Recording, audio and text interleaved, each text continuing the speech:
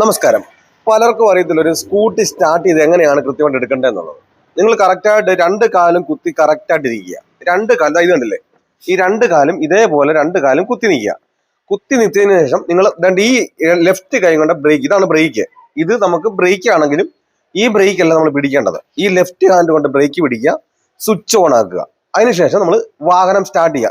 നമ്മൾ സ്റ്റാർട്ട് ചെയ്യുന്നതിന് മുമ്പ് നമ്മൾ ഹാൻഡിൽ കറക്റ്റായിട്ട് കൈ കറക്റ്റ് ആണോ നോക്കണം. ഇത് കണ്ടില്ലേ, നിങ്ങൾ ഒരു കാരണവശാലും ഇങ്ങനെ ഇറങ്ങിയും പോകരുത്, അതേപോലെ തന്നെ കയറിയും പോകരുത്. നമ്മൾ ഈ രണ്ട് ഭാഗത്തിന് സെൻട്രലായിട്ടും ഈ ഒരു രീതിയാണ് ഇരിക്കുന്നത്. അതേപോലെ തന്നെ നമ്മുടെ കൈ ഇരിക്കുന്ന സമയത്ത് നിങ്ങൾ ഇങ്ങനെ കയറ്റിയും പിടിക്കരുത്, ഇങ്ങനെ ഇറക്കിയും പിടിക്കരുത്. നമുക്ക് കണ്ടല്ലേ കറക്റ്റായിട്ട്, അതായത് നിവർത്തി കഴിഞ്ഞാൽ കറക്റ്റ് ബ്രേക്കിൽ ഈ ഒരു രീതി കിട്ടത്തക്ക പോലെ. ഇതുണ്ട് ഈ ഒരു കൈ കണ്ട, ഈ ഒരു കൈയും അതേപോലെ തന്നെ നിവർത്തി കഴിഞ്ഞാൽ ഇങ്ങനെ കിട്ടത്തക്ക പോലെ വേണം. കാരണം നമുക്ക് ഇങ്ങനെ ആക്സിലേറ്റർ കൊടുക്കേണ്ടത് കൊണ്ട് ആക്സിലേറ്റർ വിട്ടിട്ട് ബ്രേക്കിലും പിടിക്കേണ്ടതായിട്ടുണ്ട്. അപ്പൊ അത് ഈ ഒരു രീതി ഇരുന്നാൽ നമുക്ക് കറക്റ്റായിട്ട് ആക്സിലേറ്റർ കൊടുക്കാനും അതേപോലെ തന്നെ കൃത്യമായിട്ട് വിട്ടിട്ട് നമുക്ക് ബ്രേക്ക് പിടിക്കാനും കഴിച്ചുള്ളൂ. ഈ ഒരു രീതിയിൽ ഇരുന്നാൽ മാത്രമേ നമുക്ക് കൃത്യമായിട്ട് നമുക്കൊരു സ്കൂട്ടിയിൽ നിന്നിട്ട് നമുക്ക് ബാലൻസ് കിട്ടി നമുക്കൊരു സ്കൂട്ടി ഓടിക്കാൻ കഴിയത്തുള്ളൂ. അപ്പൊ ഇങ്ങനെ കാണുന്ന വീഡിയോസ് കാണുമ്പോൾ നല്ലൊരു കോൺഫിഡൻസ്. എങ്ങനെ തനിയെ വാഹനം ഓടിക്കാൻ പേടി, അതായത് 4 വീലിന്റെ ലൈസൻസ് കൊണ്ട് വാഹനം നിങ്ങളുടെ വീട്ടിലുണ്ടെങ്കിൽ സ്വന്തം വണ്ടിയിൽ കയറി സ്വന്തമായിട്ട് വണ്ടി എടുക്കാൻ പോലും പേടിയാണ്, ഓടിക്കണം നദിയെ ആഗ്രഹമാണ്. അങ്ങനെയുള്ളവരാണ് എന്നെ കോൺടാക്ട് ചെയ്താൽ നിങ്ങൾ കേരളത്തിന്റെ ഏത് ജില്ലയിലായിരുന്നാലും നിങ്ങളുടെ സ്വന്തം വാഹനത്തിൽ വന്ന് ഞാൻ പ്രാക്ടീസ് നൽകുന്നു. എന്റെ ജില്ല ഏതാണ് കരുതണ്ട,